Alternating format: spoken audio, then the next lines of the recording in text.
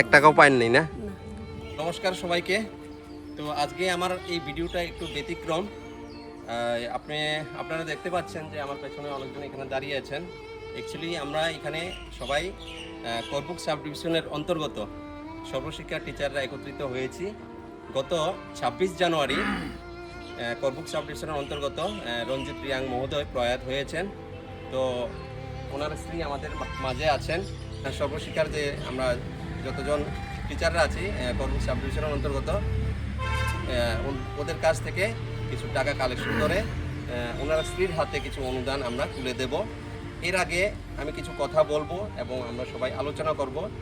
বিশেষ করে আমাদের শিক্ষামন্ত্রী এবং রাজ্যের মুখ্যমন্ত্রীর কাছে এই বার্তাটা পৌঁছে দিতে চাই যে আমরা সর্বশিক্ষা টিচার অ্যাকচুয়ালি অনেক দিন যাবৎ আমরা এখানে কর্মরত আছি। অনেকে 15 বছর, অনেকে 20 বছর ধরে এখানে চাকরিরত আছেন, কর্মজীবন চালিয়ে যাচ্ছেন, কিন্তু আজ পর্যন্ত আমরা বঞ্চিত, নিপীড়িত। কারণ আমরা একই সাথে একই টেবিলের মধ্যে আমরা রেগুলার টিচারের সাথে আমরা চাকরি করছি, কাজ করে যাচ্ছি, একই ডিউটি করছি, একই কাজ করছি, সমস্ত অফিসের কাজকর্ম করে চালিয়ে যাচ্ছি, কিন্তু এখানে দেখা যায় আমাদের যে স্যালারি থেকে শুরু করে ইনক্রিমেন্ট থেকে শুরু করে সমস্ত বিষয়ের মধ্যে আমরা বঞ্চিত আছি। তো আজকাল দিনের মধ্যে এই বিষয়গুলি যদি এইভাবে যদি বঞ্চিত হয়ে থাকি, বর্তমান যুগের সাথে আমাদের তাল মিলিয়ে চলা খুবই কষ্টকর। তো কেউ যদি মারা যায়, কোনো ডাই ইন হর্নেসের কোনো সুযোগ সুবিধা নেই। অন্য টিচাররা বলবেন, আমি প্রথমত যে অ্যামাউন্টটা এটা তুলে দেওয়ার জন্য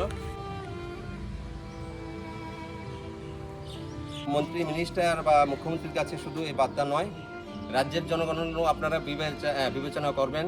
আশা করি আপনারা বিষয়টা বুঝতে পারবেন আমাদের যে কতটুক বঞ্চিত করা হচ্ছে। নমস্কার, আমরা গোমতী ডিস্ট্রিক্টের অন্তর্গত করবুক সাব ডিভিশনের সর্বশিক্ষায় নিয়োজিত শিক্ষক শিক্ষিকারা আজ এখানে আমাদের প্রয়াত সর্বশিক্ষা শিক্ষক শ্রী রঞ্জিত রিয়াং মহোদয়ের বাড়িতে আমরা উপস্থিত হয়েছি ওনার স্ত্রীকে সামান্য অনুদান তুলে দেওয়ার জন্য। তারই সঙ্গে আমরা আমাদের কিছু দুঃখ বেদনা আজকে ত্রিপুরা রাজ্যের মাননীয় শিক্ষামন্ত্রী তথা রাজ্যের মুখ্যমন্ত্রী ডক্টর প্রফেসর মানিক সাহা মহোদয়ের নিকট এবং মন্ত্রিসভার সকল সদস্যা এবং ত্রিপুরা রাজ্যের আপামর সমস্ত অংশের জনগণের নিকট আমাদের কিছু বেদনাদায়ক আলোচনা আমরা এখানে তুলে ধরতে যাচ্ছি। আমরা এই ত্রিপুরা রাজ্যে সর্বশিক্ষা প্রকল্প শুরু হয়েছে 2004 সালের 1 মার্চ থেকে। তখন থেকে আমরা এই ত্রিপুরা রাজ্যের গ্রাম পাহাড়ের সমগ্র শিশুদের লেখাপড়ার দায়িত্ব আমরা এই সর্বশিক্ষা শিক্ষকরা একটা গুরুত্ব সহকারে দায়িত্ব নিয়ে আমরা লেখাপড়ার কাজটা চালিয়ে যাচ্ছি। সাথে সাথে অফিস আদালতের যত কাজকর্ম আছে সেগুলি আমরা চালিয়ে যাচ্ছি। কিন্তু আমাদের রেগুলারাইজেশনের ব্যাপারে বিগত সরকারের আমলেও কোনো আমরা সুরাহা পাইনি। সেই কারণে আমরা আমাদের রেগুলারাইজেশনের ব্যাপারে ত্রিপুরা হাইকোর্টে আমাদের সংগঠনের পক্ষ থেকে মামলা করা হয়েছিল, যে মামলার আমরা আমাদের পক্ষে রেগুলারাইজেশনের পক্ষে ত্রিপুরা হাইকোর্ট রায় দিয়েছিলেন 2021 সালে। তখন সরকার, ত্রিপুরার বর্তমান সরকার আমাদেরকে বঞ্চিত করে একটা স্কিম তৈরি করে আমাদের বঞ্চিত করেছেন। এই স্কিমের বিরুদ্ধে আমরা চ্যালেঞ্জ জানিয়ে পুনরায় আমরা ত্রিপুরা হাইকোর্টে মামলা করেছি। 2024 সালে পুনরায় আবার আমাদের পক্ষে রায় ঘোষণা দিয়েছেন ত্রিপুরা হাইকোর্ট। রায় ঘোষণা দেওয়ার পরেও ত্রিপুরা সরকার এবং ত্রিপুরা রাজ্যের শিক্ষা দপ্তর আমাদের এই রায়ের পক্ষে না গিয়ে আমাদের ত্রিপুরা রাজ্যের সমস্ত এই প্রায় 4000-এর উপরে শিক্ষক শিক্ষিকা, 4000 পরিবারের জীবন জীবিকা একটা অনিশ্চয়তার মধ্যে অন্ধকারে ঠেলে দেওয়ার জন্য ত্রিপুরা আর ভারতবর্ষের সুপ্রিম কোর্টে আমাদের বিরুদ্ধে এসএলপি করেছেন। তাই আমরা আজকে এই করবুক সাব ডিভিশনের সমস্ত সর্বশিক্ষা বর্তমানে সমগ্র শিক্ষার শিক্ষক শিক্ষিকারা আমাদের রেগুলারাইজেশনের দাবিতে আমাদের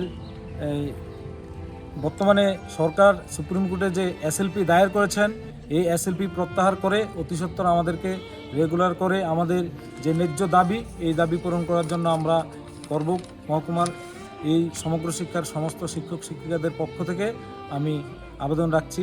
যে আমরা একই টেবিলে, একই চেয়ারে এবং একই অফিসে, একই স্কুলে বসে যে দায়িত্বগুলি পালন করছি, আমরা রেগুলার স্টাফের নেই, আমরা যারা সর্বশিক্ষায় নিযুক্ত আছি, আমরা তা যে সমস্ত সরকারের যে সমস্ত বিষয়গুলো কাজগুলো রয়েছে আমরা সবগুলি পালন করে যাচ্ছি। তারপরে এখানে একটু কিছু ব্যতিক্রম বিষয়টা হচ্ছে যে সমকাজের সমবেতন কথাটি এর সঙ্গে, এই অর্থটার সঙ্গে একটু মিলছে, মানে খাপ খাচ্ছে না। তো যার কারণে আমরা এই প্রসঙ্গটা একটু তুলে ধরতে চাই আমাদের আপামর জনসাধারণের কাছে। আমাদের যে অভিভাবক অর্থাৎ রাজ্য সরকারের কাছে আমরা এই বার্তাটুকু তুলে ধরতে চাই। আমাদের শিক্ষামন্ত্রী অর্থাৎ আমাদের মাননীয় মুখ্যমন্ত্রী মহোদয়ের কাছে, যেমন 1 নাম্বার ইনক্রিমেন্ট, গ্রুপ ইন্স্যুরেন্স, তাছাড়া যেমন একটু আগে আমাদের ম্যাডামের হাতে আমরা যে আমাদের সহকর্মী উনি যে মারা গেছেন, আমরা একটু আগে কিছু অর্থরাশি অনুদান করেছি আমাদের ম্যাডামের হাতে। সেই অনুযায়ী উনি তো মারা গেলেন, কিন্তু মারা যাওয়ার পরে যে একটা পরিবার রেখে গেছেন উনি, ভবিষ্যৎ সেই পরিবার কিভাবে চলবে, তো সেটা বিষয় নিয়ে যদি সরকার একটু আমাদের একটু ভালো একটু চিন্তা করেন। সেটা হচ্ছে কি দায় ইন হার্নেস। দায় ইন হার্নেস যদি থাকতো আমাদের এই পরিবারটা কমসে কম ডাল ভাত খেয়ে হলেও বেঁচে যেত। তাছাড়া আমরা বছরে ইনক্রিমেন্ট কিন্তু যারা রেগুলার স্টাফরা ওনারা 2-2বার পাচ্ছেন, কিন্তু আমরা সেখানেও বঞ্চিত। তাছাড়া দিয়ে অ্যালাউন্স, হাউস রেন্ট, অনেক কিছু যেটা পেনশন, সব কিছু থেকে আমরা বঞ্চিত আছি। স্যার মহোদয় তো প্রয়াত হয়েছেন, তো আমরা খুবই দুঃখিত। এর থেকে তো বেশি আর কিছু বলার শব্দ নেই। তো উনি তো চলে গেছেন, এর বিনিময়ে সরকারের পক্ষ থেকে, ডিপার্টমেন্ট পক্ষ থেকে কি কোনো সুযোগ সুবিধা পেয়েছে? এক টাকাও পাননি না? আচ্ছা, ধন্যবাদ। তো কি বলতে চাইবেন আপনি রাজ্য সরকারকে, কি একটা বার্তা দিতে চাইবেন আপনি? রাজ্য সরকার থেকে আমরা ওখান আগে স্যার বলেছে এভাবে যদি আমরা হই তাহলে আমরাও একটু উপকার হবে। আর আমার পরিবারও, আমার একটা ছেলে আছে, এই বাবার বদলা যদি ছেলেও কিছু মানে বয়স এখন 14 বছর পরে 18 বছর সময় বাবার এই চাকরিটা ছেলে পাইব বলে এমন যদি হোক তাহলে আমরাও একটু খুশি হব, আর মা ছেলেও থাকতে সুবিধা হবে। ধন্যবাদ। রাজ্যের জনগণ অবশ্য বিচার করবেন এই বিষয়টা নিয়ে, আর মুখ্যমন্ত্রী থেকে শুরু করে প্রধানমন্ত্রীজির কাছে পর্যন্ত এই বার্তাটা পৌঁছে দিতে চাই, আমাদেরকে রক্ষা করুন। রক্ষা যদি না করেন আমাদের বাঁচা কিন্তু খুবই কষ্টকর।